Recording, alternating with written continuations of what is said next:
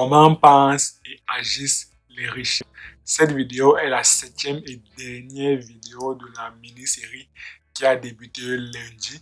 Si tu n'as pas regardé les vidéos précédentes de la semaine, c'est-à-dire les vidéos de lundi, mardi, mercredi, jeudi, vendredi et samedi, je vais l'afficher ici ou bien ici afin que tu puisses d'abord aller les regarder et ensuite venir sur celle-ci pour la regarder jusqu'à la fin et ainsi terminer toutes les vidéos de la mini-série.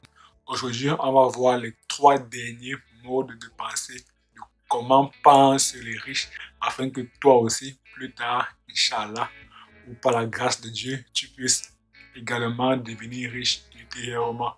Je t'invite donc à rester jusqu'au bout de la vidéo pour que tu saches comment penser comme un riche.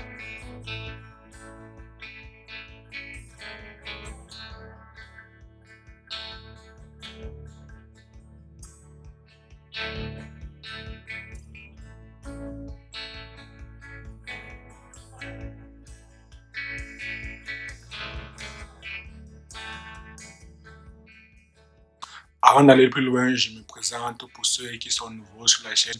Moi, c'est Robini Tane, créateur de cette chaîne Noblesse Afrique qui a pour ambition de rendre à l'Afrique ses lettres de noblesse, c'est-à-dire de contribuer au développement du continent.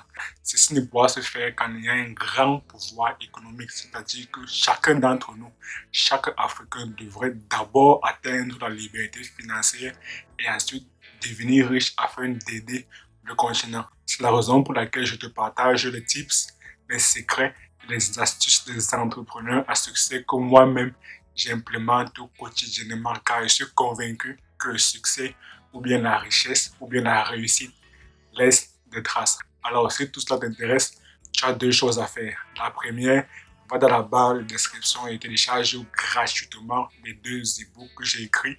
Et la deuxième, abonne-toi et active la cloche pour ne jamais rater nos prochaines vidéos. Maintenant que tu connais tes devoirs, entrons réellement dans le vif du sujet. Le 3e élément qui différencie les riches, c'est-à-dire ceux qui ont un mindset de riche, et les pauvres, c'est-à-dire ceux qui ont un mindset de pauvre, c'est que les riches achètent des actifs et les pauvres achètent des passifs. Un actif, c'est un bien qui prend de la valeur, c'est un bien qui s'apprécie. Et pourtant, un passif, c'est un bien qui se déprécie, c'est un bien qui perd de la valeur. Et les pauvres se dirigent plus vers des passifs, c'est-à-dire des biens qui perdent de la valeur. Par exemple, lorsqu'on achète un bien, il faudrait savoir que dès lors qu'on pose sa carte bancaire, ou du moins dès lors qu'on effectue l'achat, le bien perd déjà 25% de sa valeur. Et les pauvres passent leur temps à acheter des biens pensant que ce sont des actifs.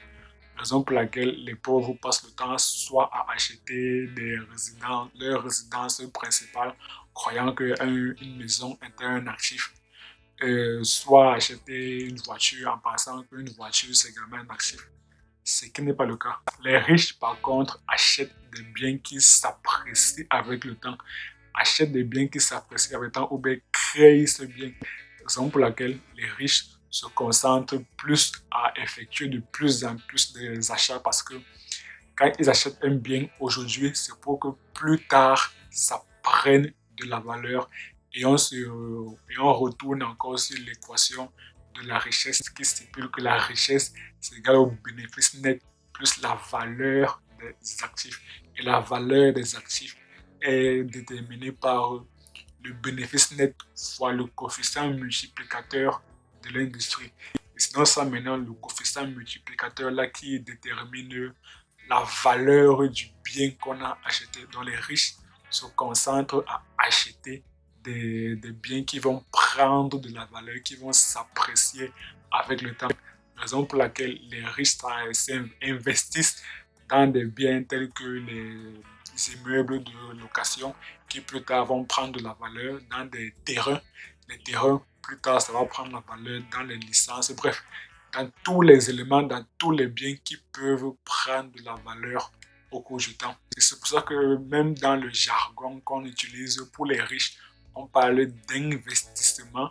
Pourtant, pour les pauvres, on parle de dépenses. En fait, une dépense, c'est lorsque tu sors de l'argent de ta poche et cet argent ne pourra plus rentrer dans ta poche un jour. Pourtant, un investissement, tu sors de l'argent de ta poche, mais plus tard, tu comptes sur un retour sur investissement. Il y a un surplus qui va entrer dans ta poche. Donc, c'est donc ça la nuance entre investir et dépenser. Maintenant, je vais vous partager un bonus pour ceux qui sont restés jusqu'au bout de cette vidéo, donc jusqu'au bout de la mini-série. Un autre élément qui différencie les riches dans ceux qui ont un mindset de riches et les pauvres dans ceux qui ont un mindset de pauvres, c'est au niveau de la valeur entre le temps et l'argent. En fait, les riches considèrent que le temps est plus important que l'argent. Pourtant, les pauvres considèrent que le temps, c'est de l'argent, voire même que l'argent est plus important que le temps. En fait, les riches savent que le temps est plus important que l'argent. Pourquoi? Parce que le temps, c'est une ressource qui est limitée, c'est une ressource rare. Comme on sait bien, tout le monde dispose de 24 heures par jour, 52 semaines par an. Pourtant, l'argent, c'est une ressource qui est en abondance. L'argent sera toujours illimité parce que l'argent, on peut imprimer des billets de banque. Donc, du moment où on peut imprimer des billets de banque, l'argent, c'est une ressource qui est là en abondance. Pourtant, le temps, on ne peut pas imprimer le temps. Du moins, jusqu'à preuve du contraire. Et jusqu'à présent, on ne peut pas imprimer le temps. A contrario, les pauvres, donc ceux qui ont un mindset de pauvres, pensent que le temps, c'est de l'argent parce qu'ils échangent leur temps contre de l'argent. Raison pour laquelle ils font une certaine équivalence entre le temps et l'argent. Mais moi, j'aimerais vous proposer une simple expérience ou bien une simple réflexion. Pourquoi est-ce que les chefs d'entreprise, ou bien plus précisément les propriétaires d'entreprises, recherchent des employés? Pourquoi? Posez-vous la question. Parce qu'ils essayent d'acheter le temps des employés contre une certaine rémunération. Cela veut dire qu'à leurs yeux, le temps est plus important que l'argent.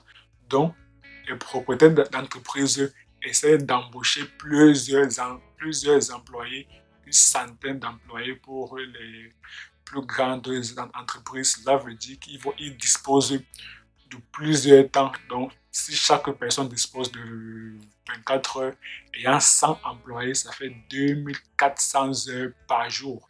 Et avec ce temps-là sera utilisé pour le fonctionnement de l'entreprise. Et avec les 24 heures du propriétaire de l'entreprise, lui, il peut se permettre de passer à la plage, de profiter du bon temps. Et son entreprise va continuer à fonctionner normalement. Donc, il va continuer à recevoir chaque mois ou bien chaque année une rémunération qui va lui permettre de vivre convenablement la vie de ses rêves. C'est donc ça, l'argent passif. Donc pour lui, il s'enrichit avec votre temps. Il s'enrichit avec votre temps. Pourtant, toi, tu gagnes ton salaire avec ton temps. Et pas généralement, ce qui est sûr, c'est que la rémunération que le propriétaire d'entreprise perçoit est largement supérieure avec le salaire que toi tu reçois.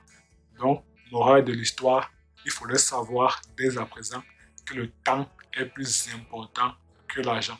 Si tu as aimé la vidéo, je t'invite à me mettre un pouce bleu, à t'abonner et à activer la cloche pour ne jamais rater nos prochaines vidéos et publications. Je t'invite également à partager cette vidéo au maximum de personnes afin qu'elles puissent savoir comment penser comme un riche ou bien comment pensent les riches.